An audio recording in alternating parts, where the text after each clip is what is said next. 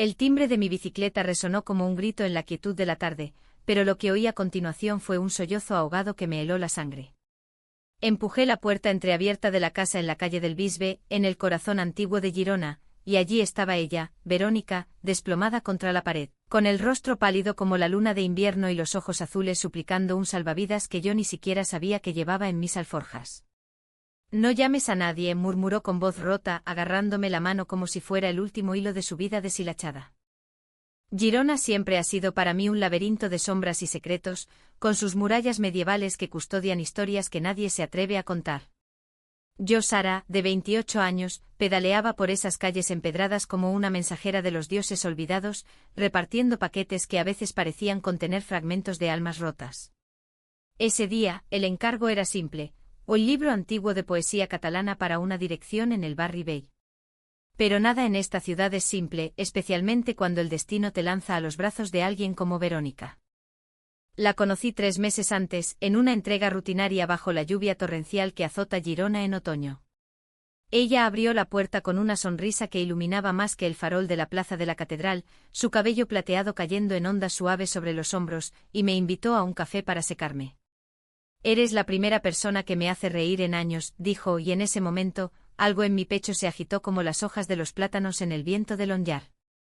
Verónica tenía 55 años, viuda desde hacía una década, dueña de una pequeña librería en la Rambla de la Libertad que olía a papel envejecido y a sueños postergados. Yo, en cambio, era una nómada urbana, huérfana de madre y con un padre que se ahogaba en botellas en algún pueblo de Castilla. Nuestras vidas se cruzaron en paquetes y conversaciones robadas, en tardes en que ella me contaba historias de la guerra civil, de amores prohibidos en las catacumbas de la ciudad. Pero esa tarde todo cambió. El sol se ponía tras las torres de la catedral, tiñendo el río de oro líquido, cuando llegué a su puerta. El paquete pesaba menos que de costumbre, pero la puerta cedió con un crujido que me erizó la piel. «Verónica», llamé, el corazón latiéndome como un tambor en las fiestas de la Merced. No hubo respuesta, solo ese sollozo que me arrastró al interior como una corriente subterránea. La encontré en el salón, rodeada de libros apilados como murallas derruidas. Se aferraba a una carta arrugada, las lágrimas surcando surcos en su rostro arrugado pero aún hermoso, como una escultura de Gaudí erosionada por el tiempo. «Sara. Por Dios, vete», susurró, pero sus ojos decían lo contrario, «quédate, sálvame». Me arrodillé a su lado, ignorando el barro de mis botas en su alfombra persa, y le tomé las manos. Eran frías, temblorosas, marcadas por años de voltear páginas y acariciar recuerdos. «¿Qué ha pasado? ¿Estás herida?» Ella negó con la cabeza, pero el temblor la traicionó. «Es mi hija, Elena. Ha descubierto todo. Me ha escrito que viene a Girona para arreglarlo. Pero no hay nada que arreglar, Sara. Solo ruinas». Su voz se quebró, y en ese instante el velo se rasgó. Verónica no era solo una viuda solitaria, guardaba un secreto que la devoraba desde dentro, un amor del pasado que la había marcado como un estigma en la España de los 60, cuando el amor entre mujeres era un pecado que se susurraba en las sombras de las procesiones de Semana Santa. Me incorporé cerrando la puerta con cuidado para que el mundo exterior no irrumpiera. «Cuéntamelo todo. No soy nadie para juzgarte». Y entonces, como si mis palabras fueran la llave de un candado oxidado, Verónica comenzó a hablar.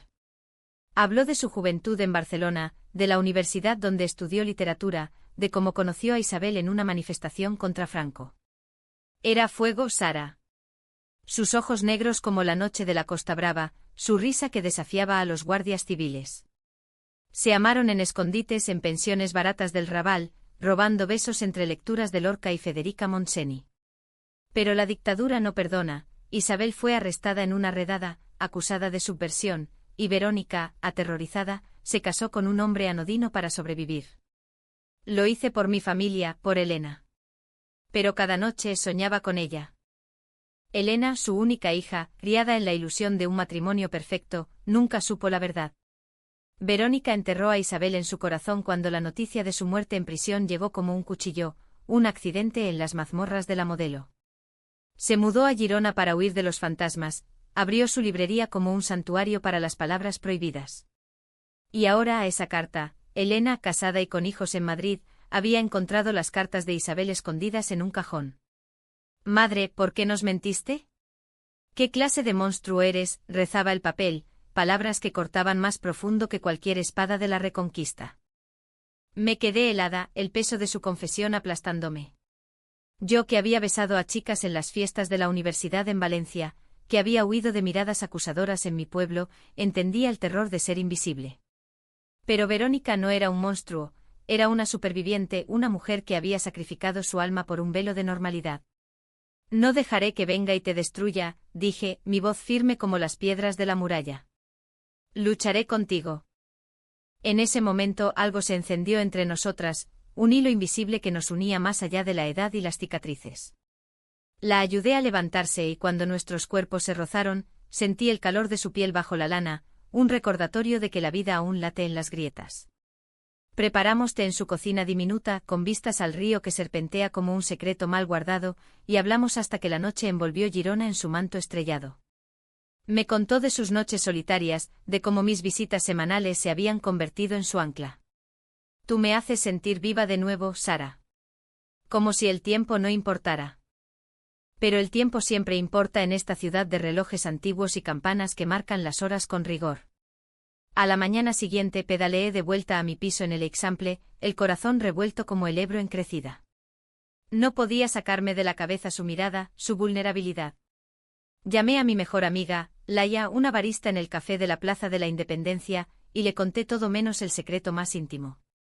«¿Estás enamorada, tonta?», rió ella por teléfono. «¿De una mujer que podría ser tu madre?». Sus palabras me dolieron, pero en el fondo sabía que era verdad. No era lástima lo que sentía, era un amor naciente, crudo, que desafiaba las normas de la España moderna, donde el orgullo de Barcelona celebra banderas arcoíris, pero los prejuicios aún susurran en las sobremesas familiares. Días después, Elena llegó. La vi desde la ventana de la librería, una mujer de 35 años, con el cabello corto teñido de rubio y una expresión de acero forjado en las oficinas de la Gran Vía. Entró como un huracán, exigiendo respuestas. Me escondí tras las estanterías, oyendo fragmentos como «¿Pudiste ocultarnos esto?». «Papá se revuelve en su tumba». Verónica, pálida pero erguida, respondió con voz calmada: «Tu padre era un buen hombre, Elena». Pero mi corazón siempre perteneció a otra. El silencio que siguió fue ensordecedor, roto solo por el tintineo de la campanilla de la puerta cuando Elena salió dando un portazo. Esa noche Verónica me llamó, su voz un hilo frágil. «Ven, por favor. Necesito que me abraces». Pedaleé bajo la luna llena, el viento del tramontana azotando mi rostro, y cuando llegué la encontré en el umbral, con una botella de cava en la mano. «Por las verdades que duelen, pero liberan», brindamos. Nuestras manos se entrelazaron, y en ese roce el mundo se redujo a nosotras dos, la repartidora errante y la librera guardiana de secretos. Hablamos de futuro, de paseos por los jardines de la Ciudadela, de libros que leeríamos juntas. Pero en sus ojos vi la sombra de la duda, el miedo a que el pasado nos alcanzara. Las semanas siguientes fueron un torbellino de emociones contenidas, como las procesiones de la Setmana Santa en Girona, donde las imágenes sagradas avanzan en silencio bajo velos de incienso. Verónica y yo nos veíamos a hurtadillas, un café en la sombra de la Basílica de San Feliu, un paseo al atardecer por el Passeig de la Muralla, donde el viento del norte nos susurraba promesas. Ella me leía fragmentos de La Regenta de Clarín, su voz ronca envolviéndome como una manta en las noches frías de invierno. «Mira cómo Leopoldina lucha contra su propio corazón», decía, y en sus palabras, yo veía reflejado nuestro propio drama. Pero el idilio era frágil, agrietado por las fisuras de la realidad. Elena no se rindió, bombardeaba a Verónica con mensajes, cartas que llegaban como flechas envenenadas. «Piensa en tus nietos. ¿Qué dirán cuando sepan que su abuela era eso?». Cada una era un puñetazo al alma de Verónica, que se encogía un poco más con cada golpe. Yo intentaba ser su escudo, pedaleando furiosa por las cuestas del Barri Gòtic, gritando maldiciones al cielo catalán. «¿Por qué no le dices que se vaya al infierno?», le preguntaba en nuestras noches robadas, acurrucadas en su sofá con vistas al río plateado. «Porque la amo, Sara. Es mi sangre, mi legado. Y el odio que siente es mi culpa por haberle mentido toda la vida». Sus palabras me herían, porque en ellas oía el eco de mis propios fantasmas, mi madre, que murió sin saber que su hija besaba labios de mujer en las sombras de las fallas valencianas. Yo había huido a Girona buscando anonimato, un lugar donde las torres romanas y los puentes medievales absorbieran mis secretos. Pero ahora amaba a Verónica con una intensidad que me aterrorizaba, un amor que trascendía la carne y se enraizaba en el alma, como las raíces de los olivos en la Costa Brava. Una tarde de noviembre, bajo un cielo plomizo que amenazaba tormenta, el conflicto estalló. Estaba entregando un ramo de flores en la plaza del Bí, cuando vi a Elena acechando la librería desde el otro lado de la calle. Su figura, envuelta en un abrigo de lana gris, era la de una inquisidora moderna. Corrí hacia allí, el corazón en la garganta, y entré justo a tiempo para oír sus acusaciones. Estás destruyéndote por una ilusión. Esa repartidora. ¿Es tu nueva amante? Madre, por Dios, tienes edad para ser abuela sensata. Verónica, tras el mostrador, levantó la barbilla con la dignidad de una reina destronada. Sara es más que una repartidora, Elena. Es la luz que me has intentado apagar. El aire se cargó de electricidad y yo, paralizada en la puerta, sentí el peso de sus miradas. Elena se volvió hacia mí, sus ojos verdes heredados de Verónica ardiendo de desprecio. ¿Tú? ¿Una chica de 28 años jugando a ser salvadora? Mi madre merece respeto, no esta farsa. Sus palabras me atravesaron como el viento del Mistral. ¿Farsa? ¿Llamas farsa al coraje de una mujer que sobrevivió a la dictadura por amor? Elena rió, una risa amarga que resonó en las estanterías. Amor. Qué bonito. Pero el amor no miente durante 40 años. No engaña a un marido, no cría a una hija en la mentira. Salió dando un portazo, dejando un silencio que se pegaba a la piel como la humedad del río. Verónica se derrumbó en mis brazos, sollozos mudos que me rompieron el corazón. Lo siento, mi amor. No mereces esto. La abracé fuerte, oliendo su perfume de lavanda y libros viejos, y en ese abrazo juré que la protegería. Pero el daño estaba hecho, una semilla de duda se plantó en mí. ¿Y si Elena tenía razón? ¿Era yo solo un bálsamo temporal para sus heridas, una juventud robada para llenar el vacío? Esa noche, sola en mi piso diminuto cerca del Mercat del Lleó, releí las cartas de Isabel que Verónica me había prestado. Palabras de pasión prohibida, de promesas rotas por la bota del régimen. Te esperaré en el más allá, mi Verita, escribía Isabel. Lágrimas cayeron sobre el papel amarillento y por primera vez entendí la profundidad de su pérdida. No era solo un amor, ya una vida entera sacrificada en el altar de la supervivencia. Me sentía indigna, una intrusa en un duelo eterno. Al día siguiente decidí confrontar a Elena. La encontré en un café de la Rambla, sorbiendo un cortado con expresión pétrea. Déjala en paz, le dije sentándome sin invitación. Ella alzó una ceja, sorprendida pero no intimidada. Tú no entiendes, Sara. Mi padre murió creyendo que era feliz. ¿Cómo le explico a mi familia que todo era una mentira? Hablamos durante horas, el vapor del café entre nosotras como un velo. Le conté mi historia, el rechazo de mi padre cuando me pilló con mi primera novia, las noches durmiendo en parques de Valencia. El amor no miente, Elena. La supervivencia sí. Tu madre te protegió del mundo que la aplastó.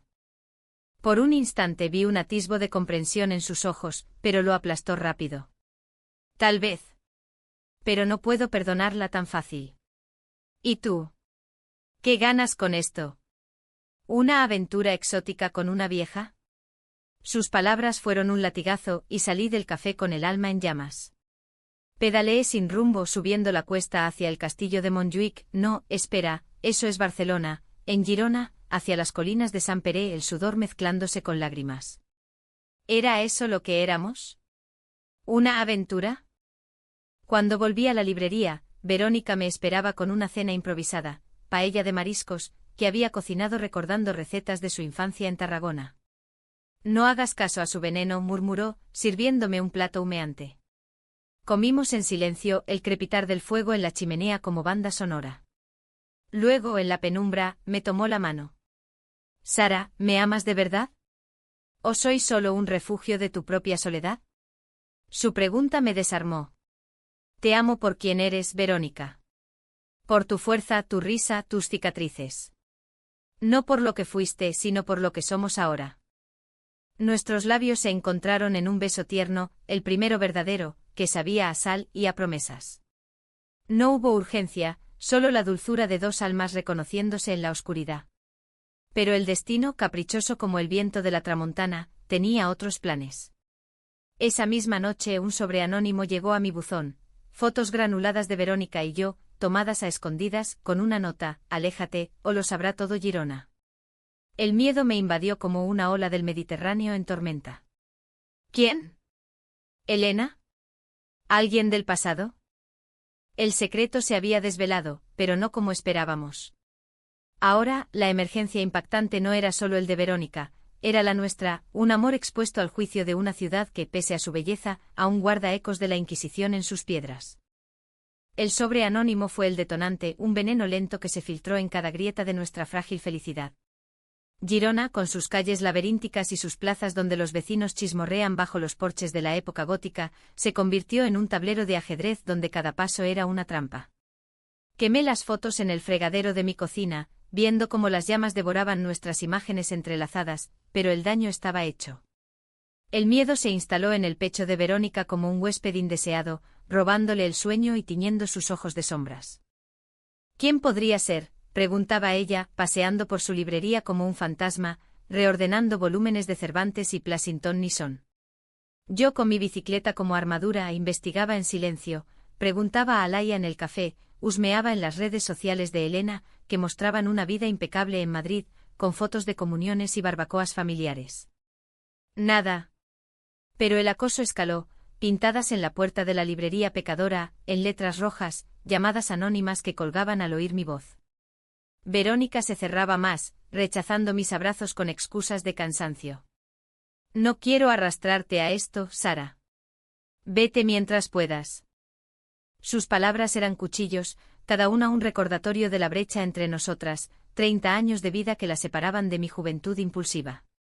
Yo, que había crecido con las libertades de la España post-Franco, con desfiles del orgullo en Barcelona y leyes que bendecían el matrimonio igualitario, no entendía del todo su terror paralizante. Somos del siglo XXI, Verónica. Podemos denunciarlo, mudarnos, lo que sea. Pero ella sacudía la cabeza, evocando recuerdos de vecinos delatados en los años 70, de amigos desaparecidos en las checas. El pasado no muere, mi amor. Solo hiberna. El conflicto interno me devoraba. Por las mañanas pedaleaba entregas con la mente en ebullición, imaginando escenarios catastróficos, Elena publicando las fotos en las redes de la familia, el escándalo cerrando la librería, Verónica sola de nuevo. En las noches soñaba con Isabel, su fantasma susurrándome que yo era solo una sombra pálida de su fuego.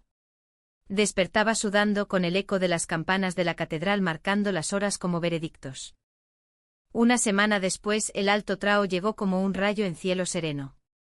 Era el día de San Narcís, patrono de Girona, con las calles llenas de gegants bailando y el aroma de las castañadas flotando en el aire. Verónica me había invitado a la fiesta en la Plaza de la Independencia, un gesto de normalidad que me ilusionó. Vestida con un traje de flamenca sencillo rojo como las bugambillas de las paredes, me tomé de su brazo mientras caminábamos entre la multitud. Por un momento fuimos solo dos mujeres disfrutando de la vida, comiendo panellets, riendo ante los castells que se alzaban como torres humanas. Pero entonces Elena apareció. No sola, traía a su marido, un tipo corpulento de traje a cuadros, y a sus dos hijos, de caras inocentes manchadas de castaña. Se plantó frente a nosotras, la multitud arremolinándose como un coro griego. Madre, basta de farsas. Ven a casa, deja esta aberración. El marido carraspeó, incómodo, pero su mirada era de piedra. Los niños, confundidos, tiraban de su falda. Verónica palideció, su mano apretando la mía hasta doler. Elena, por favor. No aquí, no ahora. Sí aquí, sí ahora, gritó ella, alzando la voz sobre el bullicio de los tambores. Mira lo que has hecho. Arrastrando a esta niña a tu locura. ¿Sabes lo que dicen en Madrid? Que mi madre es una lesbiana depravada que mató a mi padre de vergüenza. La palabra lesbiana resonó como un trueno, atrayendo miradas curiosas, murmullos que se extendían como el humo de las fallas. Sentí el calor subiendo a mis mejillas, no de vergüenza, sino de rabia pura. Cállate, Elena. Tu madre es la mujer más valiente que conozco. Sobrevivió por ti, te crió en un mundo que la habría linchado. La multitud se apartó formando un círculo. Alguien gritó, escándalo, y el marido de Elena tiró de ella, murmurando vámonos, esto es una locura. Pero Elena, ciega de furia, sacó su teléfono. Lo subiré todo. Que el mundo vea. En ese instante algo en Verónica se rompió. Se soltó de mi mano y avanzó hacia su hija, lágrimas surcando su rostro. Basta, Elena. Te contaré la verdad, toda.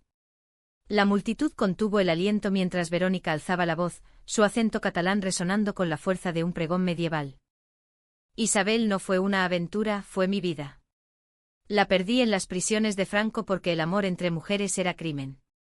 Me casé con tu padre para protegerte, para darte un nombre limpio. Pero mentí sí, y por eso te pido perdón. No soy un monstruo, soy una mujer que amó en silencio. Elena se tambaleó, el teléfono cayendo de su mano. Por un segundo vi en sus ojos no odio, sino un dolor espejo, el de la hija traicionada, pero también la de la mujer que empezaba a entender.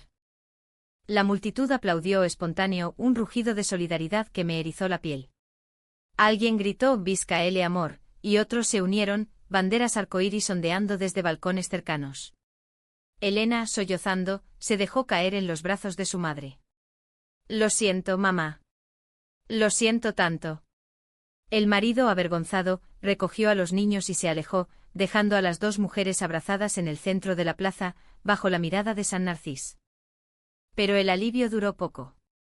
Esa noche en casa de Verónica, mientras celebrábamos con cava y besos suaves, llegó la llamada. Era Laia, mi amiga, con voz temblorosa. Sara, han allanado la librería.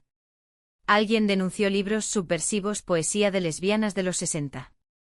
Es el anónimo, estoy segura. Corrimos al lugar bajo la lluvia que azotaba Girona como lágrimas divinas.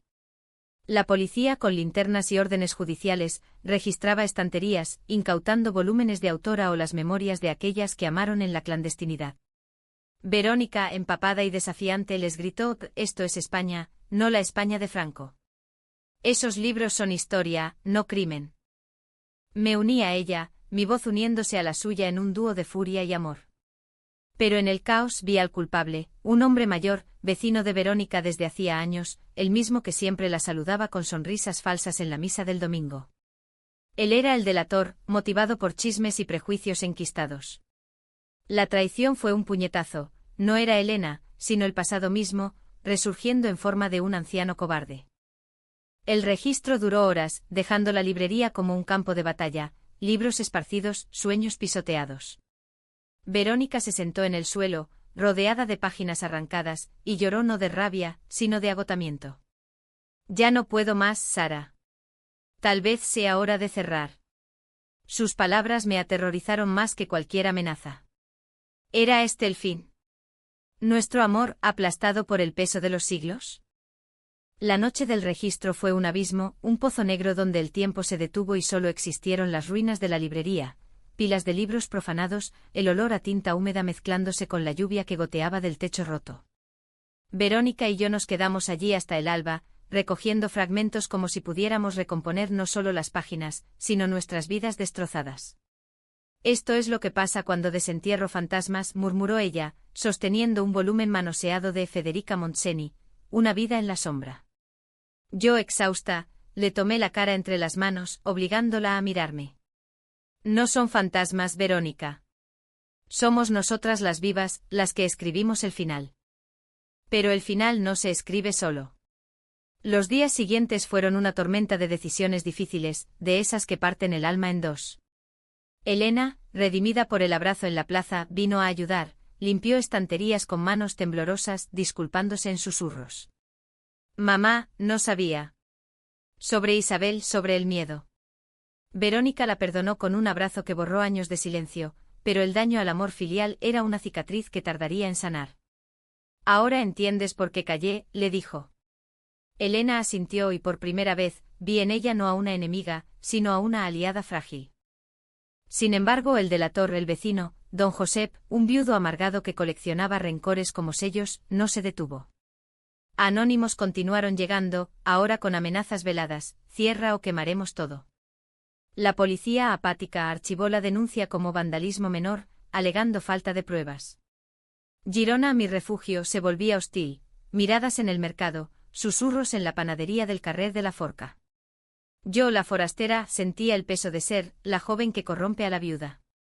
Pedaleaba entregas con los puños apretados en el manillar, imaginando confrontaciones que nunca tendría el valor de iniciar. La decisión más dura cayó sobre Verónica como una sentencia. Una mañana de diciembre, con la primera nieve salpicando las torres de la catedral, rara en esta Cataluña mediterránea, me llamó a la librería. He vendido el local, anunció, su voz un eco hueco. A un anticuario de Figueres. Con el dinero podremos empezar de nuevo. En algún lugar donde nadie nos conozca. Sus ojos rojos de noches en vela, buscaban en los míos aprobación, pero yo sentía pánico. ¿Y tú? ¿Y tu historia, tus libros? Esta es tu vida, Verónica. Ella se rió, una risa amarga como el vermut de las tardes en la Costa Brava. Mi vida eres tú, Sara. El resto son solo páginas. Pero en su tono oí la rendición, el cansancio de una mujer que había luchado demasiado. Yo, egoísta en mi juventud, quería gritar: quédate, luchemos. Pero la entendía: el amor verdadero no encadena, libera. Pasamos el día planeando un piso pequeño en Besalú, un pueblo medieval a media hora, donde el río fluvía cantananas y los fantasmas son solo leyendas. Elena prometió visitas, incluso terapia familiar para sanar heridas. Pero el cao trao, ese giro inesperado que el destino reserva para los valientes, llegó en Nochebuena. La familia de Elena nos invitó a su casa temporal en Girona, un piso alquilado cerca del río, un gesto de tregua. Dudé, el corazón en un puño, pero Verónica insistió: es Navidad, Sara. Tiempo de milagros.